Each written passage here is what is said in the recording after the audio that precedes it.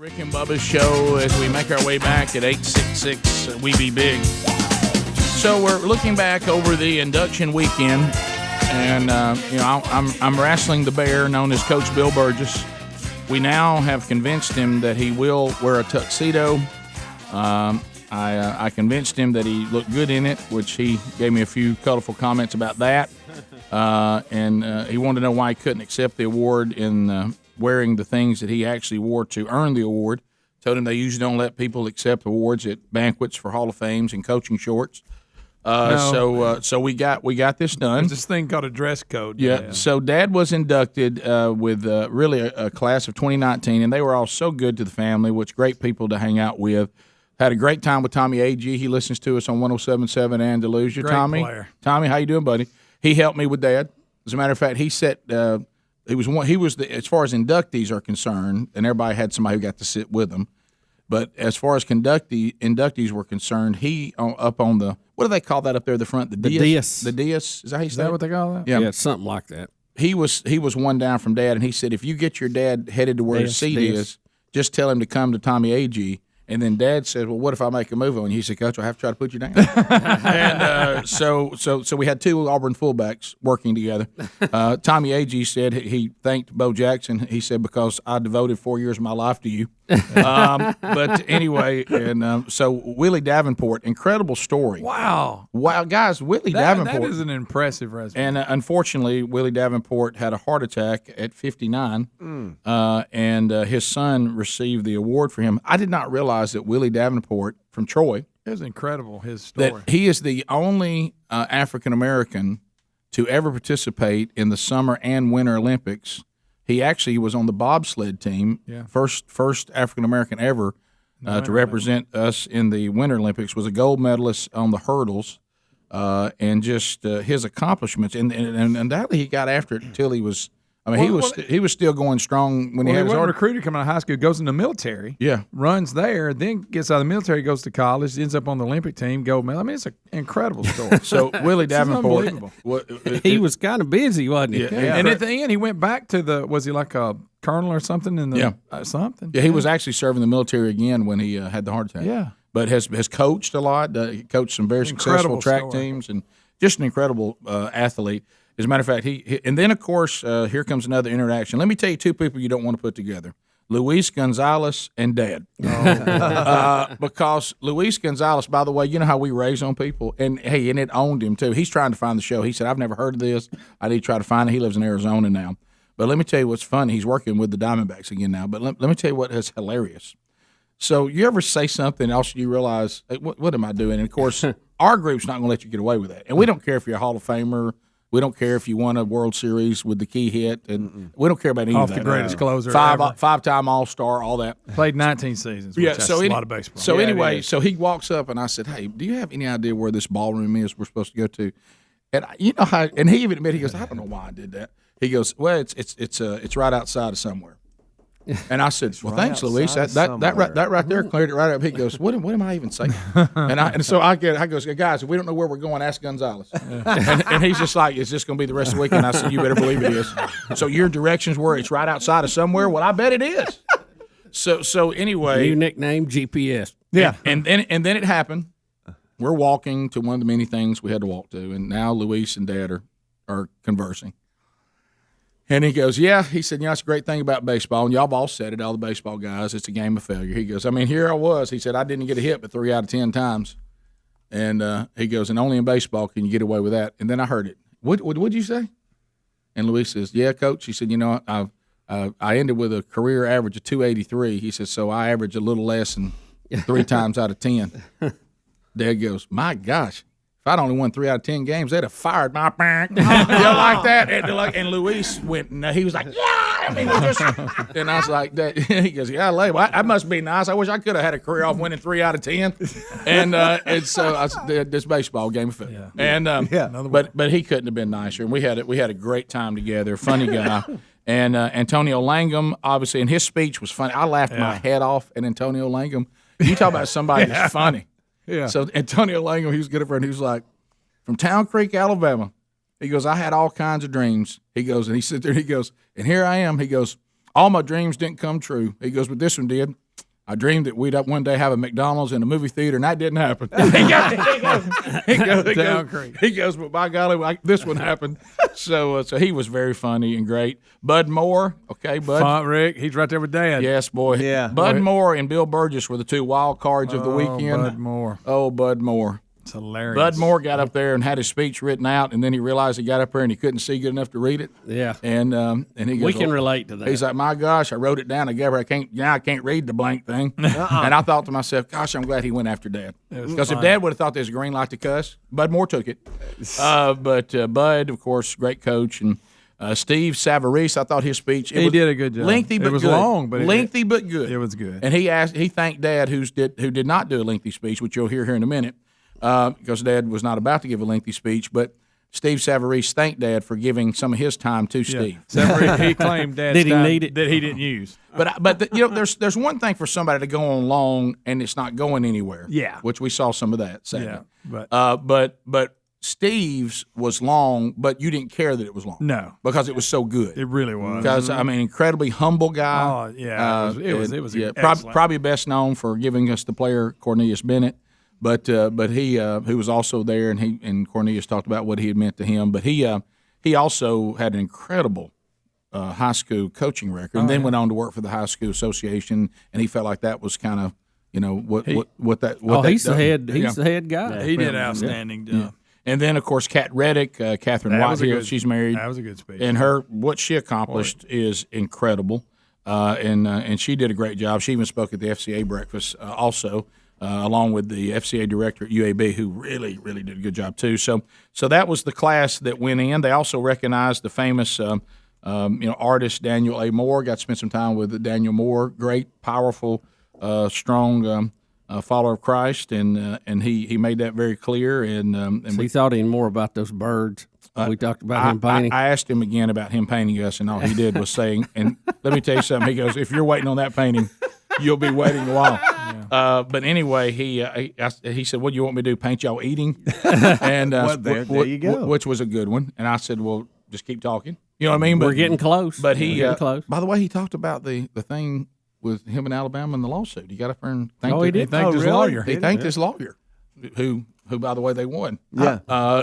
So I was surprised he would, but that's part of the And story. Rick, and you mentioned Tommy Agee in his speech. Tommy said he sounded like he's finna preach a little bit. Yes, he that did. Was a good one, Tommy too. Agee did a great speech, and he did his 3 minutes on the nose. And his 3 minutes, he didn't waste anything. No. And our very own Todd Jones at the VIP dinner on Friday night got up and got to speak and say the prayer. And Todd did an incredible job, class of 2017. So we it was a great weekend. And then also Cecil Hurt got the Mel Allen Award, who's a sports writer. So all that was great. It was wonderful. So we'll come back. So we're rolling through the weekend, Dad's induction to the Hall of Fame. Here are the highlights that have happened so far. He's not wearing the tux, so we've gone through that, but we've got that down. He's not going to wear the shoes. We did not die on that hill, so he doesn't have to wear the shoes. He's told Luis Gonzalez that if he had only won 3 out of 10 games, he would have been fired. Mm-hmm. And now he's going into the Hall of Fame again. So we're having fun. Tommy Agee says that if Dad acts up on the stage, that he'll help me with him. So we're trying to get all this together. And so the problem is there's so many events that Dad, who, as Adler said when he got there to try to shoot some video, and I appreciate you coming down there and trying to do that for us, Adler. That was great. We'll show you some of that. But he said that he told Dad, he said, hey, Coach, you love this kind of stuff, don't you? And he said Dad just laughed uncontrollably. And then you got, then we've got 2 tables, and I was backstage with Dad because I was his handler. I didn't even know what was going on, and and we're trying to get everybody in the seats, and there's kids and this and all that, and I kind of felt bad for Brody's girlfriend because I couldn't. I told her, I said, this for you will be trial by fire. I said because there's Lisa and Chandler. You're going to be hacked on by Greg. You're going to be hacked on by everybody. I don't know. Maybe Dad, in trying to get this done, had us all distracted. We were not on our normal rag on you game. Mm-hmm. Did she come through pretty unscathed? Because so Brody brought his girlfriend for the first time. Yeah. Who shot that footage? Yeah, there was too much going on, Rick. It was mania. And I will say this: I want to thank the Alabama Sports Hall of Fame. They do everything first class. They do. They were great hosts. But a great event. But there is some confusion sometimes, like the come in this room and then we're gonna open the door. Then they told us we would hear a tone that meant we need to get every inductee backstage. Tell everybody you'll see them after at the Hall of Fame because you can go into the Hall of Fame after. And I never heard the tone. And then Myers is running around. Lights were blinking. That's when he ran Lisa out. Well, it was more the kids, and she didn't like it. I know. Yeah, but anyway, we never heard the tone. I knew what to do if I heard the tone, but I can't hear. That might have had something to do with it. But anyway, but keep the problem. Keep in mind. Look right there. That's my whole weekend. So keep in mind that every time that something was over that Dad had to attend, he was like, "All right, we're done." I'm like, "Dad, no, we're not even to the banquet yet." What do you mean we're not to the banquet? We just had a dinner, and I stood up and I said, "Dad, that was nothing but that's like a VIP fundraiser dinner." Then we do the breakfast. All right, let's head back to the house. Dad, that's just the breakfast. We still got more. You mean to tell me there's more? And I'm like, Dad, Speedy. That's Darryl Green singing the national anthem. So I was he did a good job. Yeah. I was like, Dad, you still got to put the tux on. And then of course the only thing I thought of is, our governor, God love her, she's not a spring chicken.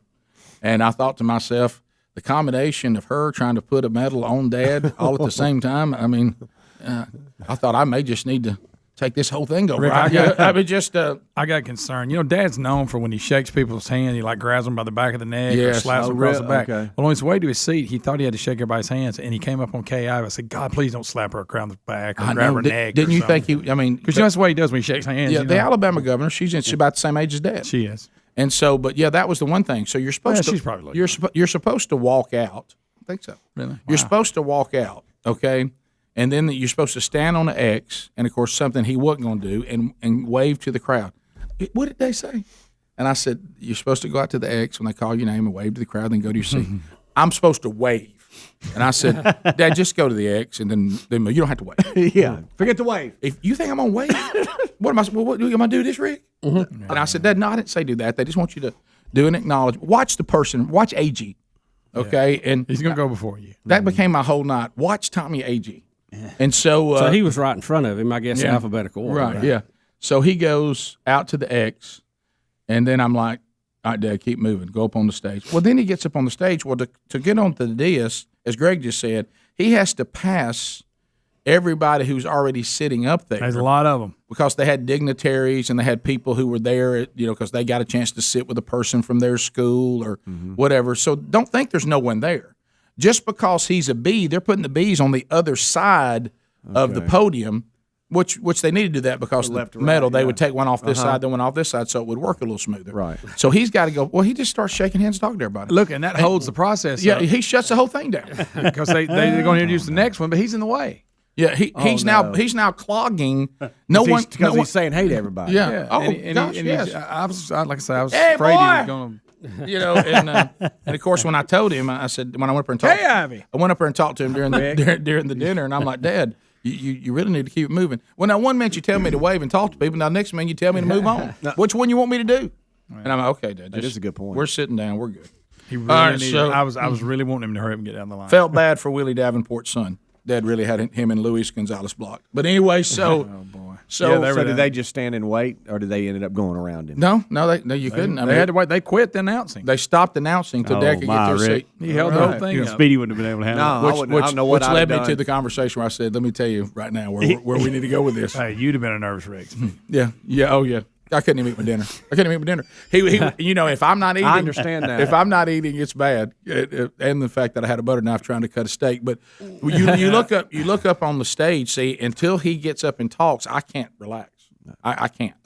So anyway, here we have if we finally get down. If we're grading the entrance, I give it a C. It wasn't very good. No, he gets. It wasn't a failure, but he gets a C on the entrance. Yeah. But anyway, I'll tell you what. Let's break early and come back because is this going to be his intro and everything? Yeah. That's him walking down through there. No. Just his intro video. That'll be cool because a lot of you that don't know Dad's history, it's kind of a nutshell, about a 4-minute thing of his history. Now keep in mind, they told nobody to go over 3 minutes. And Dad's like, I don't need 3 minutes because I'm just going to say thank you. I said, that's what we need, Dad. Matter of fact, Dad, I said, let me tell you, you play your cards right. especially since we started with the politician, people, you'll be a breath of fresh air. You'll be everybody's favorite. You're right. Because really, just like they were explaining to him, we're going to show a video of everything about you. There's bios in everybody's hands of everything about you. Really, when you get up there, it's really just a thank you.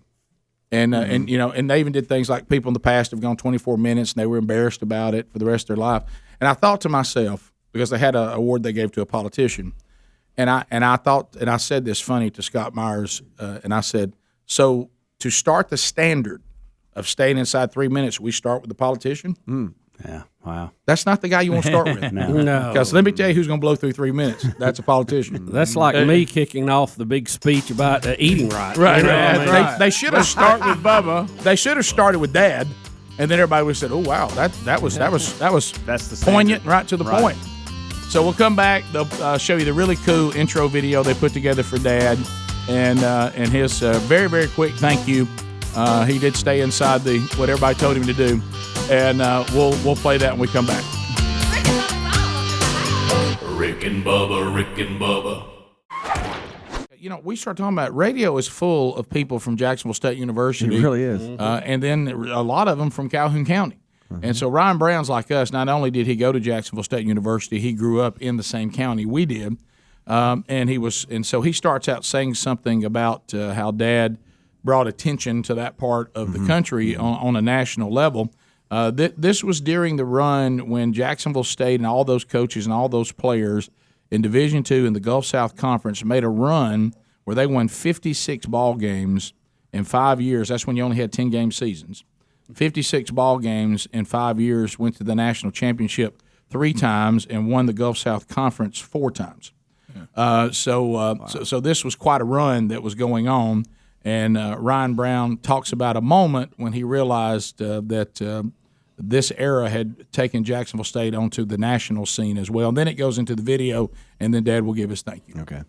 Thank you, Mark. If you would indulge me, one personal note about our next inductee. I grew up in Anniston, Alabama, just down the road from here. And in the 90s, when I was in high school, there were 2 coaches that everyone talked about in our state, Coach Stallings and Coach Dye. But we thought we had a secret at Jacksonville State and Coach Bill Burgess. Until one Saturday, I was watching Ohio State, Michigan, and Keith Jackson was running through the scores, and the Division II playoff scores came up. Of course, Jack State won. And he said, Bill Burgess has another great team at Jack State. And I was shocked that Keith Jackson knew about Jacksonville State University. But this man helped put them on the map.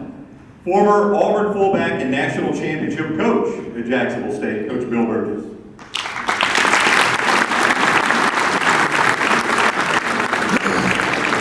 After finishing his high school days at Jones Valley in Birmingham, Bill Burgess enrolled at Auburn to play football and to learn how to coach under the legendary Ralph Schutzer. Burgess played with future Hall of Famers Tucker Frederickson and Jimmy Seibel. Not long after completing his eligibility at Auburn in 1962, Burgess became a coach on Shorty White's staff at Banks High School in Birmingham. In 1966, at the age of 25, he became the head coach at Woodlawn High. His 1969 team posted a 10-0 record, earning him Jefferson County Coach of the Year recognition. 2 years later, Coach Burgess accepted the challenge of taking over the program at Oxford High School in Calhoun County, a position he would hold for the next 14 years. During those years, Oxford posted a record of 107, 41, and 3. When the 1970s ended, Coach Burgess was named the county's Coach of the Decade. While he had already accomplished enough on the high school level to one day be inducted into the Alabama High School Sports Hall of Fame, Coach Burgess's greatest achievements were yet to come. Jacksonville State hired him to become the Gamecocks head coach in 1985, and his impact was immediate. In 1988, JSU won the Gulf South Conference, and Burgess was Coach of the Year. It would be the beginning of the greatest 4-year period in the program's history. In 1989 and 91, Jack State would advance to the Division II National Championship games, only to see perfect seasons come to a close one step away from being number 1. There was also a close call in 1990 when the Gamecocks lost in the quarterfinals. In 1992, Coach Burgess and his Jacksonville team would finally win it all, defeating Pittsburgh State 17-13 to claim the Division II National Championship. He was named the American Football Coaches National Coach of the Year, and Chevrolet named him as National Coach of the Year as well. When Burgess's coaching career ended in 1996, he had won 84 games at Jacksonville State, including a remarkable 12-4 record in playoff games. Since his retirement, he's received a number of honors, including being elected to JSU's Hall of Fame, the High School Hall of Honor, and the Division II Hall of Fame. In 2010, the JSU Board of Trustees voted to rename the football field in Coach Burgess's honor. Today, it is Burgess Snow Field at Jacksonville State. Now, Bill Burgess joins the State of Alabama Sports Hall of Fame.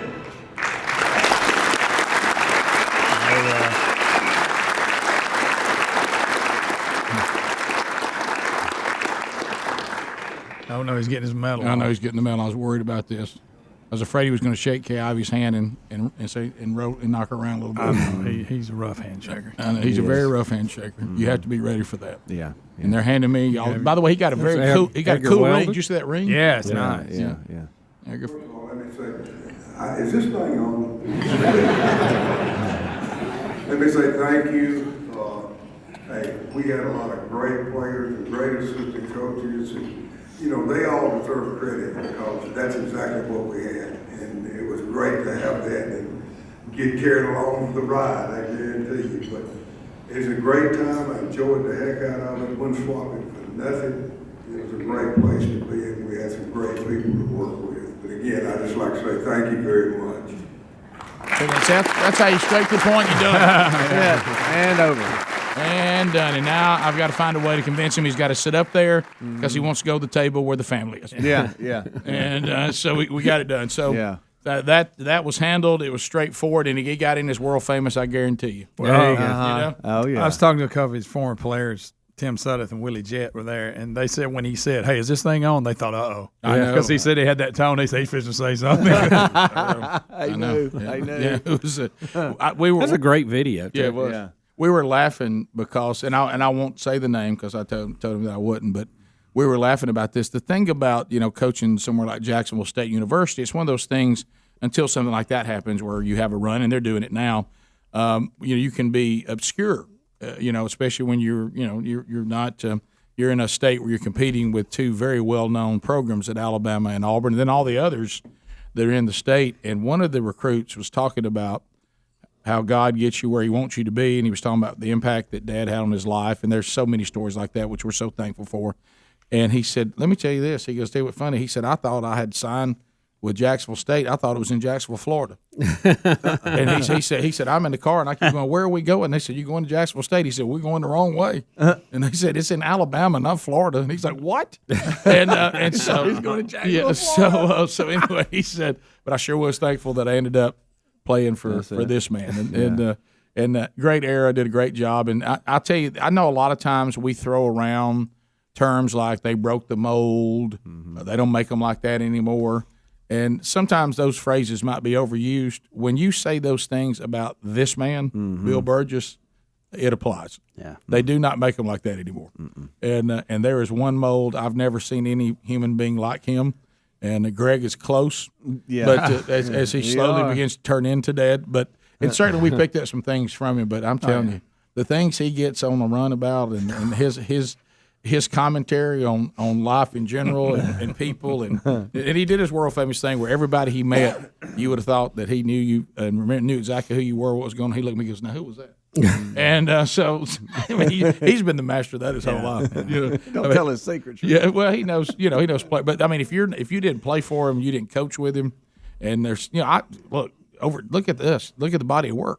It doesn't mean anything negative against anybody, but sometimes you meet a lot of people. It's hard sometimes if you're in a line of work where you meet a lot of people, it gets hard to remember. Just like when I called Jeff Spiegel, Matt. Sorry about that, Jeff. Okay. His close and personal friends call him Matt. How about this? Didn't hit me, Jeff, till I was walking out of the Hall of Fame, and I apologize for that. Jeff Spiegel Sports, and he did the press conference, got that over in front of everybody. You talking about Matt? Asked him the questions, and I sure was thankful to Matt. I meant to be thankful to Jeff Spiegel. I apologize for that. And no dig at you, Matt Coulter. Rick and Bubba.